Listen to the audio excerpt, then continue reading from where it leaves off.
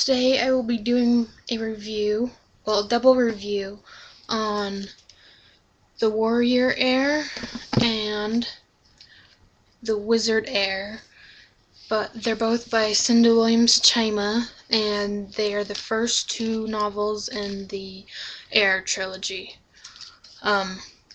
So the first one, the Warrior Heir, I'll start by reading the synopsis. Before he knew about the roses, 16-year-old Jack lived an unremarkable life in the small Ohio town of Trinity. Only the medicine he has to take daily and the thick scar above his heart set him apart from the other high schoolers. Then one day, Jack skips his medicine. Suddenly, he is stronger, fiercer, and more confident than ever before, and it feels great, until he loses his own strength and nearly kills another player during soccer tryouts. Soon, Jack learns the startling truth about himself. He is Wereland, part of an underground society of magical people who live among us. At the head of this society sit the feuding houses of the Red Roses and the White Rose, whose power is determined by playing the game, a tournament in which each house sponsors a warrior to fight to the death. The winning house rules the wear. As if his bizarre heritage weren't enough, Jack finds out that he's not just another member of Wereland. He's one of the last of the warriors, at a time when both houses are scouting for a player. So, this book, it's been quite a while since I read it, but I gave it 5 out of 5 stars when I did read it, and I still agree with that. This book was originally published in 2006, and it was published by Hyperion. I'm going to read the back little blurb to you. It says, Jack grasped the hilt gingerly and drew the sword out, noticing how the grip fit his hand without slipping. The sword created its own light. As it emerged, a silver flame that ran along the blade. It was a double-edged, and the metal appeared rippled in a way that meant the steel had been folded and refolded to strengthen it. How he knew this, he couldn't say. After a century in the ground, it bore no trace of rust, but seemed ready for immediate use. Will and Fitch, drawn by the light, looked over Jack's shoulder. "Wicked," breathed Fitch. "No," said Jack, "not wicked at all." He lifted the weapon before him with 2 hands and knew that it was his, although it had been forged long before he was born. It was lighter in his hands than he expected, lighter than one would expect from the size of it. "Shadow Slayer," he whispered, as if the weapon spoke to him, and the power of the blade ran into his hands and up his arms as if somehow the sword were wielding him. So, the main character in this book his name is Jack Swift, and he's 16 years old, and he's just a normal boy. All he wants to do is, get good grades in school, and he wants to play on the soccer team. But one day his Aunt Linda shows up out of the blue and tells him that him and her are going on a road trip. And with his Aunt Linda, with her just randomly showing up, it's not unusual, so she does it all the time, so he goes along with her, and he takes his 2 best friends, Will and Fitch, and they go down to the south, to Colton County, because they're looking up genealogy. They're looking for Jack's ancestors. They're looking for a specific person, and they end up finding this woman's grave, and Jack and Will and Fitch have to dig out a sword that's buried above her grave, and the sword's name is Shadow Slayer, which is one of the 7 great swords or something.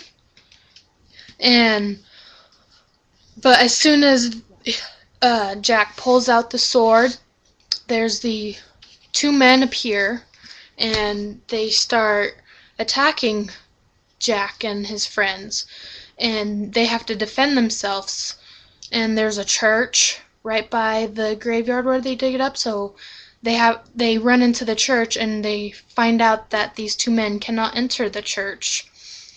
And basically it freaks them out, and Jack learns that he is part of the Wereland, and they have were stones. They're born with magical stones in their hearts.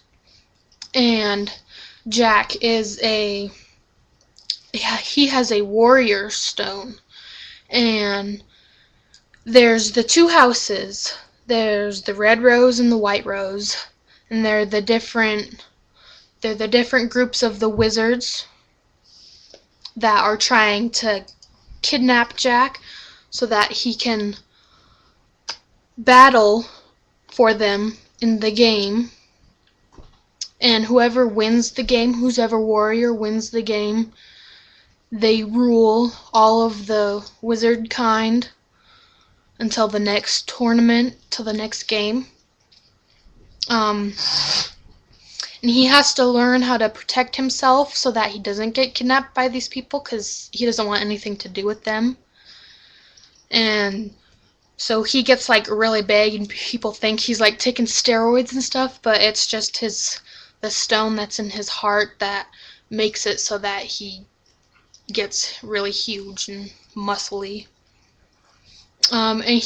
There's a new girl that comes into town named Ellen Stephenson, and she is very physically active. She is pretty much a female version of Jack, in her physical abilities. And he thinks that's awesome that, she can match his physical, stuff. So yeah, that's the first one. The Warrior Heir, and this one got 5 stars. Cinda Williams Chima, her stories are amazing, though the story can kind of drag on at times, but I still think it's a very good story. It's chock full of crazy characters, crazy story, lots and lots of action, that's for sure. If you like action and you like fantasy, it's like modern day type of a fantasy, then you'll like this one. Then the second one, The Wizard Heir. This is the second in the series, and it's like a companion novel, I guess, because the main character isn't the same as in the first one. So I'll read the inside flap. 16-year-old Seth McCauley has spent the past 3 years getting kicked out of one exclusive private school after another. Unfortunately, it's not his attitude that's the problem. It's the trail of magical accidents, lately disasters, that follow in his wake. Seth was a wizard, orphaned and untrained, and now that the only person who could protect him has died, his powers are escalating out of control. After causing a tragic fire at an after-hours party, Seth is sent to the Havens, a secluded boys' school on the coast of Maine. At first, it seems like the answer to his prayers. Gregory Leicester, the headmaster, promises to train Seth in magic and initiate him into his secret order of wizards.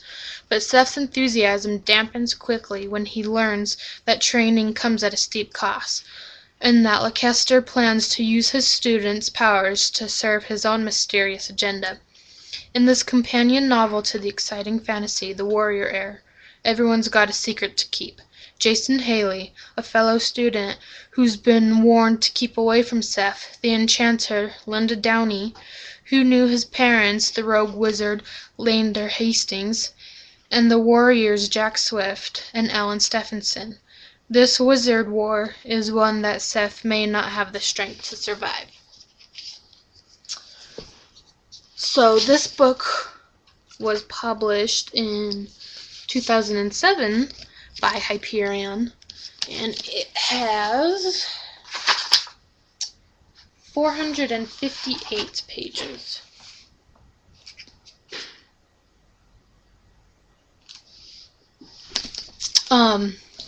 thought I heard something. So I'll read the back blurb to you now. You must be the famous Seth McCauley. Alicia looked him up and down as though she were used to being disappointed, then extended her ringed fingers. Pleased to meet you, he said, gripping her hand. It was like sticking his hand into an electrical outlet. For a long moment they stood frozen, the current flowing between them. Then they both dropped their hands, took a step back, and stood staring at one another. All his life, people had reacted to his touch, and now he knew what it was like. She recovered first. Well, well, she said, studying him with new interest, running her tongue over red-stained lips. You are the powerful one, aren't you? I get by, Seth said, massaging his tingling fingers. So, this one takes place with a completely new character, Seth McCauley. He's 16 years old, and all his life he's moved around a lot, and he has known that he is a wizard all his life, but he has absolutely no training, no control over his powers, so accidents tend to happen when his power just bursts out and causes problems, and he's had to move around from school to school because of these issues.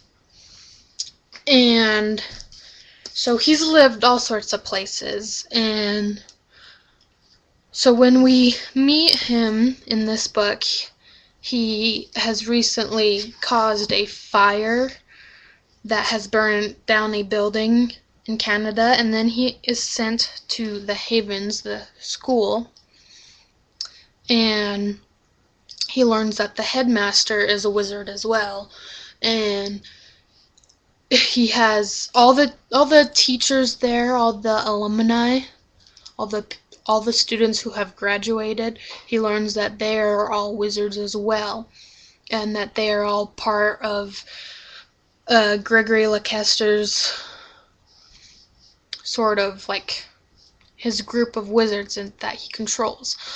And Seth thinks this is awesome because he can finally learn how to control his power so that he doesn't cause any more accidents. But he doesn't want to be under Leicester's control. He would have absolutely no control over what he does. So he decides to not cooperate with him, and in return Leicester is torturing him to try and convince Seth to cooperate. But then Seth meets Jason Haley, another student who is also a wizard, but he refuses to cooperate. And with his help, he learns to endure the pain from the torture that Leicester puts on Seth, and so that he can buy more time to try and figure out how to get out of the Havens and away from Leicester, because he is stuck there and he's trying to find a way out. So, but the Wizard Heir is very good. Obviously, if you like the first one, you like the second one. So, this one got a 4 stars.